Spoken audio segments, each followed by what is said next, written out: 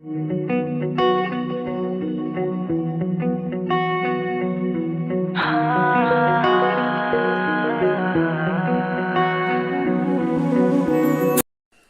पुढचा पॉइंट आहे continuity over and interval.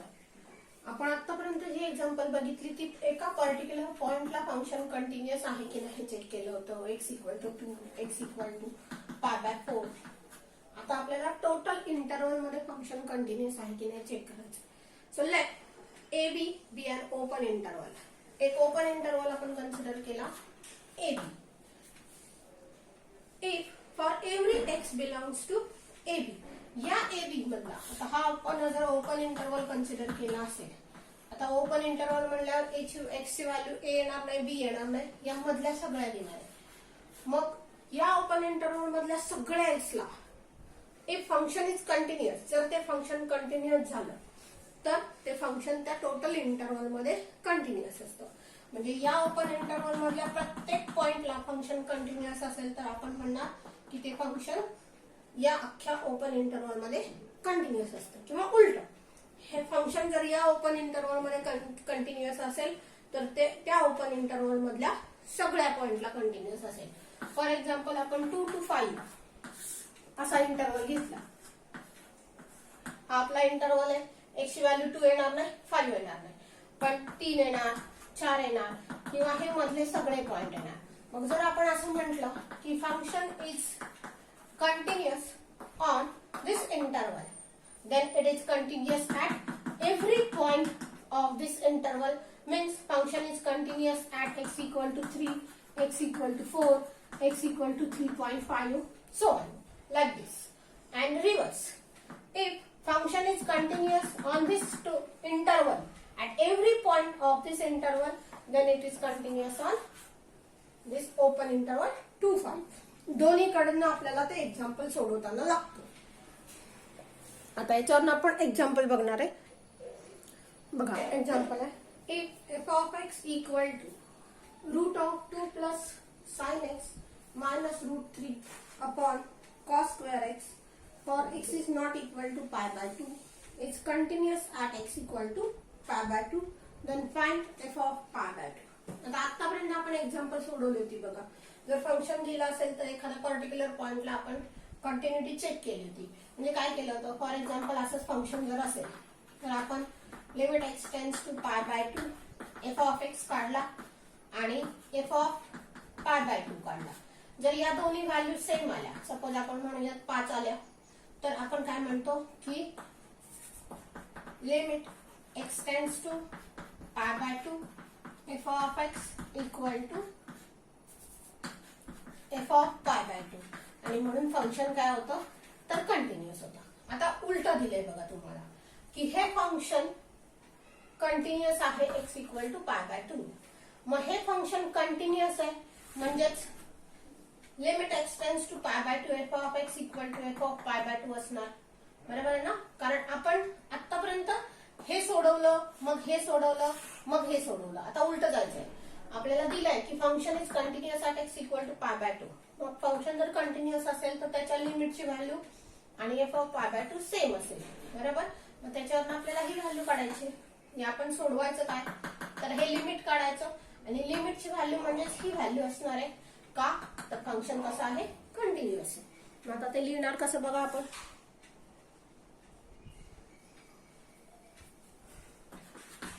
So since function f is continuous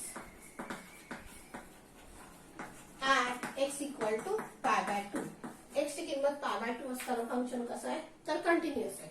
therefore काय असणार आहे limit x tends to π/2 f of x = f of π/2 असणार आहे. हे तुम्ही उलटही लिहू शकता.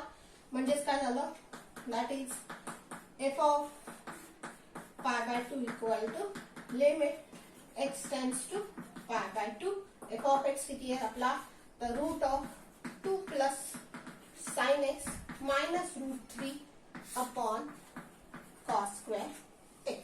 मग हे फंक्शन फक्त सोडवायचं, हे लिमिट सोडवत जायचं. आता इथं रूट आहे म्हटल्यावर आपल्याला रॅशनलायझेशन केलं पाहिजे. So limit x tends to π/2 √2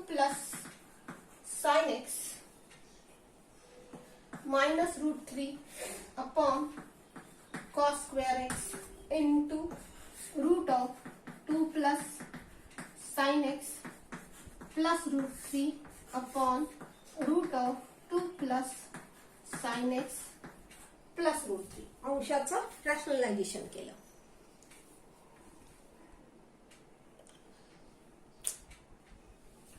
किती येईल बघा. So F of π/2 equal to हे a minus B a plus B आहे. a minus B a plus B काय झालं तर a square minus B square झालं. म्हणजे याचा स्क्वेअर म्हणजे रूट निघून गेलं. म्हणजे 2 plus sine x minus 3 upon खाली आलं cos square x into √2 plus sine x plus √3. Sorry limit लिहायचं राहिलं माझं. Limit x tends to π/2. This is f of π/2.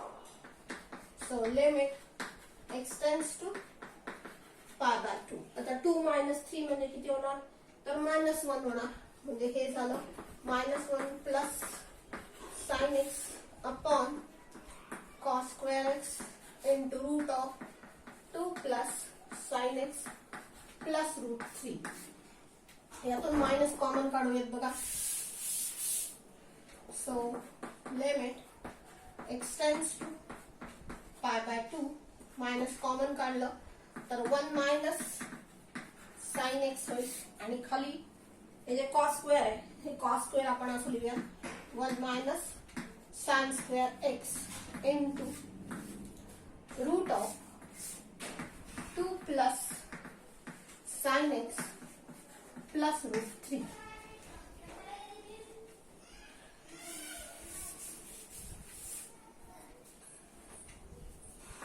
So limit x tends to π/2. Numerator तसाच 1 मायनस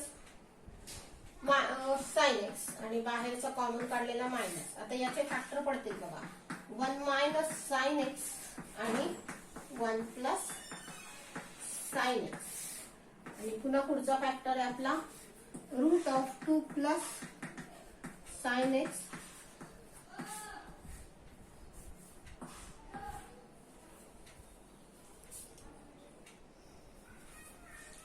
हा एक फॅक्टर कॅन्सल झाला शिल्लक करायला.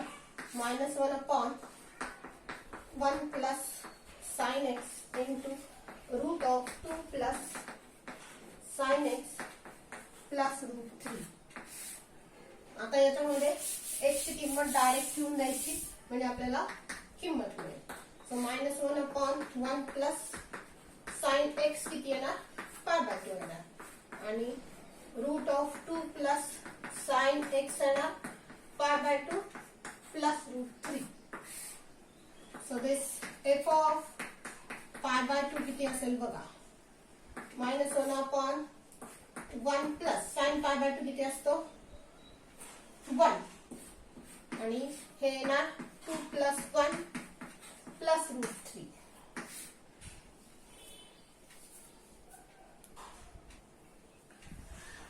So -1 upon 2 into it is √3 plus √3 means -1 upon 2 into 2 √3.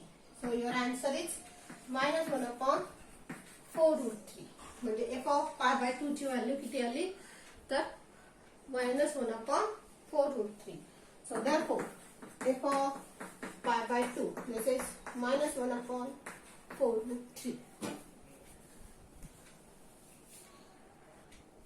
Same तसंच गणित आहे बघा. मगाशी आपण f of π/2 काढलं. आता आपल्याला k फाइंड करायचं. if f of x equal to 5x plus 5 x minus 2 upon x square एक फंक्शन दिलंय for x is not equal to 0 and this is equal to constant k for x equal to 0 and this function is continuous at x equal to 0. You have to find k. मगाशी same असंच होतं फक्त ही step दिली नव्हती बघा आणि direct म्हटलं होतं f of π/2 फाइंड करा. मग आता हा k म्हणजे काय तर f of 0च असेल ना कारण हा k म्हणजे काय for x equal to 0. x equal to 0 म्हणजे आपण हे काय काढणार आहे तर f of 0 काढणार आहे. सेम तेच आहे फक्त थोडंसं फिरवून विचारलंय की f of 0 फाइंड करायच्या ऐवजी इथं k म्हटलं आणि k ची व्हॅल्यू फाइंड करा. प्रोसिजर तीच आली. So since function f is continuous at x equal to 0. Function काय आहे तर कंटिन्युअस आहे ऍट x इक्वल टू 0 ला. therefore f of 0 equal to limit x tends to 0 of f of x. Now what is f of 0? It is k equal to limit x tends to 0 of 5 raised to x plus 5 raised to minus x minus 2 upon x square. आता हे example सोडवायचं. आता हा positive index करून घ्यायचा, negative येतो म्हणजे कसं लिहिणार limit x tends to 0 5 raised to x plus 1 upon 5 raised to x minus 2 upon x square.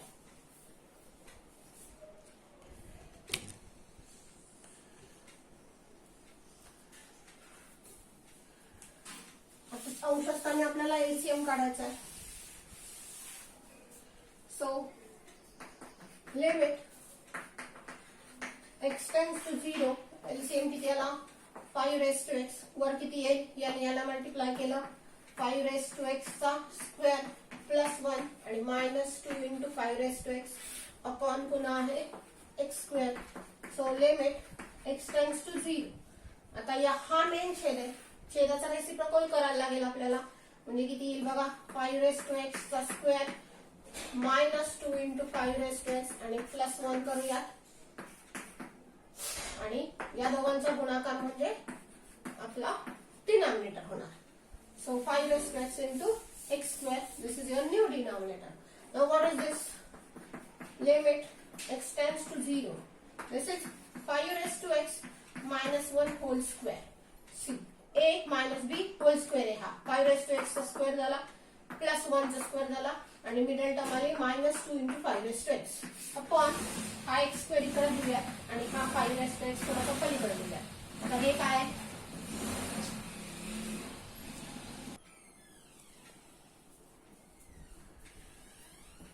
so limit x tends to 0. This is 5 raised to x minus 1 whole x whole square आणि into करूयात 1 upon 5 raised to x. आता limit जर लावलं तर कसं होईल बघा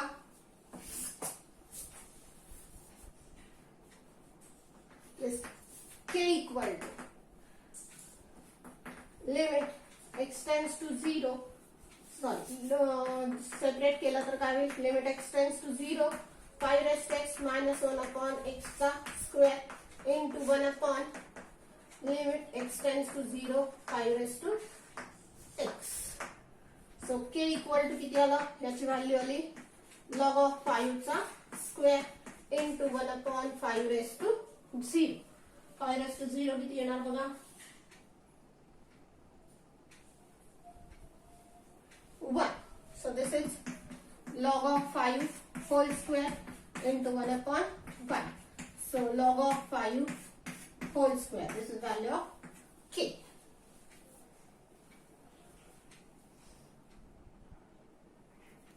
पुढचं एक्झाम्पल बघा for what values of a and b. की x च्या कुठल्या अशा व्हॅल्यूला काय होतंय function this f of x is continuous for every x.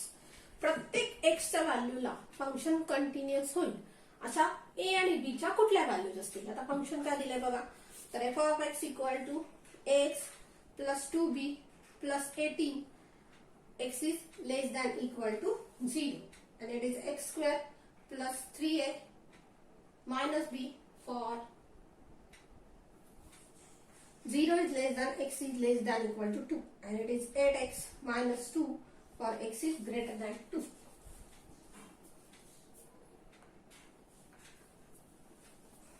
आता फंक्शन कसं आहे फॉर एव्हरी एक्स ला कंटिन्युअस आहे म्हणजे हा दिलेला जो इंटरवल आहे इंटरवल काय बघा x is less than equal to 0 म्हणजे इथं 0 आहे कुठेतरी म्हणजे 0 आणि 0 च्या अलीकडच्या सगळ्या व्हॅल्यूला फंक्शन हे आहे. पुन्हा 0 च्या पुढं 2 पर्यंत म्हणजे त्या ज्या व्हॅल्यू असतील इथं फंक्शन हे आहे आणि 2 च्या पुढं हे फंक्शन आहे. आता सगळ्या एक्स ला फंक्शन कंटिन्युअस होत आहे मग सगळ्या एक्स ला फंक्शन कंटिन्युअस होतं म्हणजे जिथं आपला हा इंटरवल तुटला हा टोटल इंटरवल दिला आपल्याला minus infinity two plus infinity. हा टोटल इंटरवल जर दिला असेल तर आपण आता ओपन इंटरव्हल ए बी वर फंक्शन कंटिन्युअस असेल तर या ए बी मधल्या सगळ्या पॉइंटला ते फंक्शन कंटिन्युअस असतं. मग फंक्शन सगळ्या एक्सला कंटिन्युअस आहे. मग सगळ्या एक्सला कंटिन्युअस आहे म्हणजे या 0 ला सुद्धा कंटिन्युअस असेल आणि या 2 ला सुद्धा फंक्शन कंटिन्युअस असेल.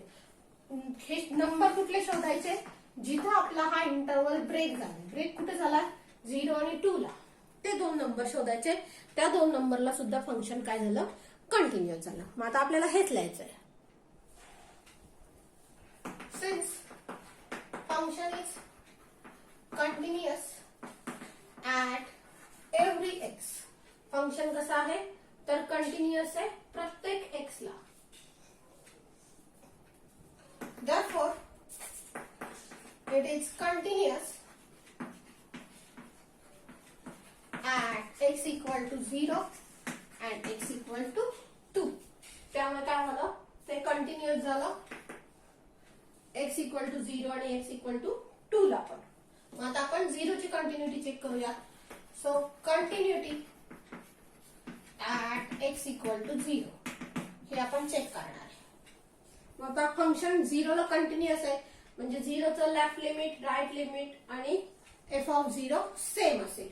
मग आपण खाली लिहूया since function is continuous at x equal to 0, therefore limit x tends to 0 minus f of x equal to limit x tends to 0 plus f of x equal to f of 0.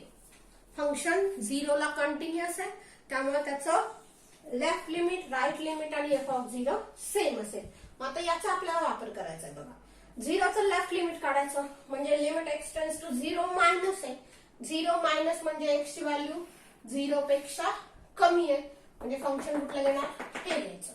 म्हणजे इथं कसं होईल limit x tends to 0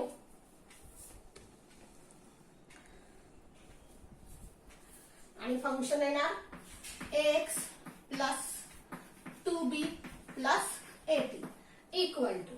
आता इकडे आलं limit x tends to 0 plus. 0 plus म्हणजे x ची value शून्यापेक्षा मोठी आहे. शून्यापेक्षा मोठी जस्ट इथं झाली आहे. इथं सुद्धा झाली आहे पण जस्ट शून्यापेक्षा मोठी कुठे झाली तर इथं झाली. मग त्यावेळेच हे फंक्शन घ्यायचं x square plus 3a minus B. आता पुढचं नाही काढलं तरी चालेल कारण f ऑफ 0 म्हणजे काय फंक्शन घेणार तुम्ही हेच घेणार आहे आणि ऑलरेडी ते इथं घेतलेलं आहे आपण. तेव्हा तिसरं नाही काढलं तरी चालेल कुठलीही 2 बघायची. मग आता याच्यावर तुम्हाला ए आणि बी चं एक इक्वेशन मिळेल बघा. एक्झाम्पल आपण असंच ठेवलंय बघा. इथून पुढे खाली लिहितोय आपण लेफ्ट लिमिट राईट लिमिटचं फंक्शन लिहिलं. आता हे सोडवायचं आहे. आता हे पॉलिनॉमियल फंक्शन्स आहेत डायरेक्ट एक्सच्या जागेवर 0 लिहायचं.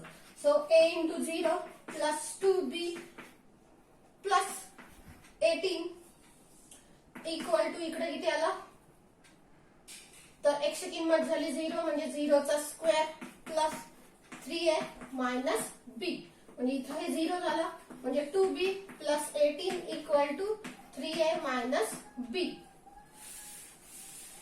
म्हणजे हे जर तिकडे नेलं तर 3a minus 3b equal to 18 झालं म्हणजे a minus b equal to 6 झालं. याला आपण म्हणूयात हे आहे इक्वेशन 1. म्हणजे बघा काय केलं आपण continuity at x equal to 0 म्हणजे 0चं लेफ्ट लिमिट आणि राईट लिमिट वरून आपल्याला एक सायमल्टेनियस इक्वेशन मिळालं. जे जिथं प्रत्येक एक्झाम्पल जिथं आपल्याला ए आणि बी फाइंड करायचंय तिथं असंच करायचं. जिथं ब्रेकिंग पॉइंट आहे त्याच्या कंटिन्युटी वरून मला एक सायमल्टेनियस इक्वेशन मिळेल. आता दुसऱ्याच्या कंटिन्यू वरून दुसऱ्याचं मिळेल. म्हणजे आता आपण काय म्हणणार तर continuity at x equal to 2. आता हे सॉल्व्ह करायचं म्हणजे खाली होणार since function is continuous at x equal to 2. Function 2 ला कंटिन्युअस आहे त्यामुळे काय झालं therefore limit x tends to 2 minus f of x equal to limit x tends to 2 plus f of x equal to f of 2. जसं 0चं केलं same तेच 2 चं करायचं. आता 2 चं लेफ्ट लिमिट म्हणजे x is less than 2. x is less than 2 कुठे आहे? इथे आहे ना. मग त्यावेळेचं फंक्शन काय हे आहे. म्हणजे इथं कसं लिहिणार? Limit x tends to 2. आता चिन्ह द्यायचं नाहीये. फंक्शन काय आलं? x² plus 3a minus b equal to limit x tends to 2. Function काय येणार? 2 प्लस आहे. 2 प्लस म्हणजे x ची व्हॅल्यू 2 पेक्षा मोठी आहे. फंक्शन आलं a 8x मायनस 2. मग जसं 0चं सोडवलं तसंच हे सोडवत जायचंय. मग आता कसं होईल बघा. आपण इकडे सोडवू.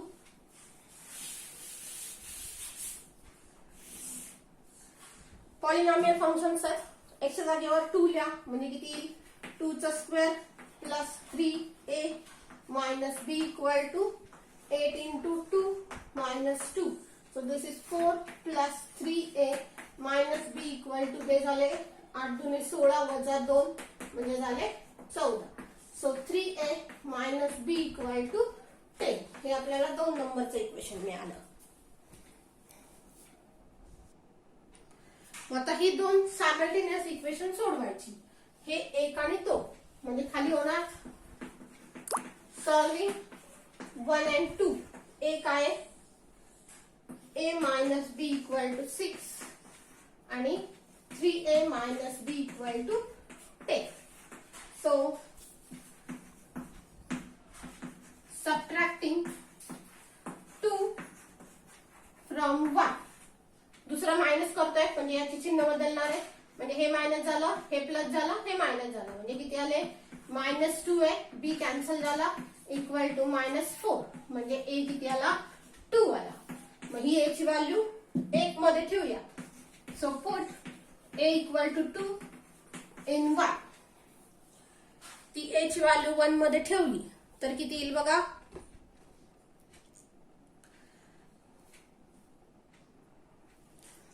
इथे लिहूयात आपण a minus b equal to 6 आहे म्हणजे 2 मायनस b इक्वल टू 6 म्हणजे हे तिकडे नेलं तर b इक्वल टू किती आला? -4 आला. म्हणजे a ची किंमत आली 2 आणि b ची किंमत आली -4. So therefore a equal to 2 and b equal to -4. बघा पुढचं example. If f of x equal to sin 2x upon 5x minus a, x is greater than 0 and this is equal to 4 for x equal to 0 and x square plus b minus 3 when x is less than 0. It's continuous at x equal to 0. Find ab. आता हे function 0 ला continuous आहे म्हणजे 0 चा left limit, right limit आणि f of 0 काय असेल? Same असेल. आपल्याला त्याचाच वापर करायचा. So since function is continuous